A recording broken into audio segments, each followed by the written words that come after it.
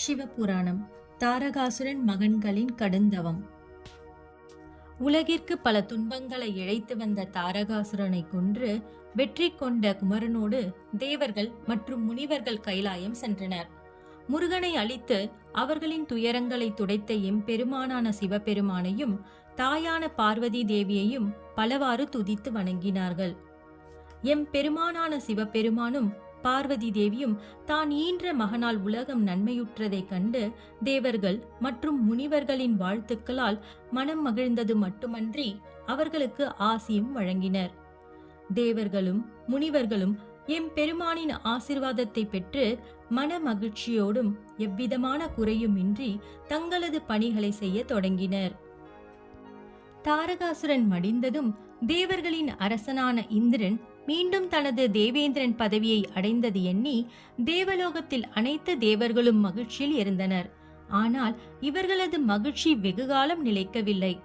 தாரகாசுரனின் மகனான வித்யுன்மாலி, தாரகாசுரன் மற்றும் காமலாசன் தன் தந்தையை கொன்ற தேவர்களை பழிவாங்க மிகுந்த கோபத்துடன் தேவர்கள் அனைவரையும் அழிக்க வேண்டும் என்ற எண்ணத்தோடு புறப்பட்டனர். இச்செய்தியை அசுரகுல சுக்கராச்சாரியார் அறிந்து அம்மூவரையும் தடுத்து நிறுத்தினார். ஆனால் அவர்களோ தனது தந்தையை கொன்றவர்களை பழிவாங்க வேண்டும் என்று கூறி புறப்பட்டனர். அடமூடர்களே, தேவர்களை தாக்கி அழிப்பது என்பது எளிதான செயலல்ல. அவர்களை அழிக்க ஆயுதங்கள் மட்டும் போதாது, சக்தியும் வேண்டும் என்று கூறினார் அசுரகுரு. பின்பு அசுரகுருவான சுக்கராச்சாரியாரின் கூற்றுகளில் இருந்த உண்மையை உணர்ந்த அம்மூவரும் தேவர்களை பழிவாங்க நாங்கள் என்ன செய்ய வேண்டும் என தாங்களே வழிகாட்ட வேண்டும் என்று கூறி நின்றனர்.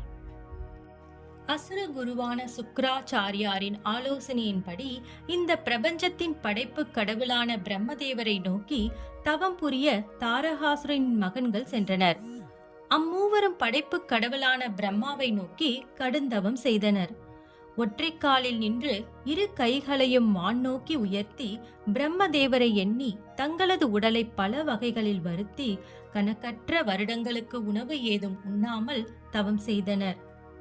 சுவாசிக்கும் காற்றில் இருந்து தங்களது உடலில் தவம் புரிவதற்கான ஆற்றலை எடுத்துக்கொண்டு தவத்தை மேற்கொண்டனர். தவம் மேற்கொள்பவர்கள் அசுரர்களின் மைந்தனான இருந்தாலும் அவர்கள் புரியும் தவம் என்பது மிகவும் உன்னதமாகும். இவர்களின் இந்த தவத்தால் தேவலோகமும் பாதிக்கப்பட்டது.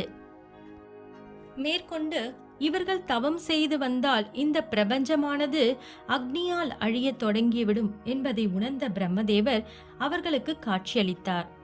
தாரகாசுரனின் மைந்தர்களே, உங்களின் தவத்தால் மனம் மகிழ்ந்தோம், வேண்டும் வரத்தினை கேட்பீர்களாக என்று கூறினார். பிரம்மதேவரை கண்ட தாரகாசுரனின் மைந்தர்கள் எங்களின் தவத்தினை ஏற்று எங்களுக்கு காட்சி அளித்தமைக்கு நன்றி கூறினார்கள். பின்பு பிரம்மதேவரிடம் இந்த உலகில் உருவான ஓரறிவு முதல் மானிடர்கள் வரையிலும் எங்களுக்கு மரணம் என்பதே ஏற்படாமல் இருக்கும் வரத்தினை தாங்கள் எங்களுக்கு அளிக்க வேண்டும் என்று வேண்டி நின்றனர். இந்த பிரபஞ்சத்தில் உயிர்களின் தோற்றம் என்பது எவ்வாறு இருக்கின்றனவோ அவ்வாறுதான் தோன்றிய உயிர்களுக்கு மரணம் என்பது உள்ளது.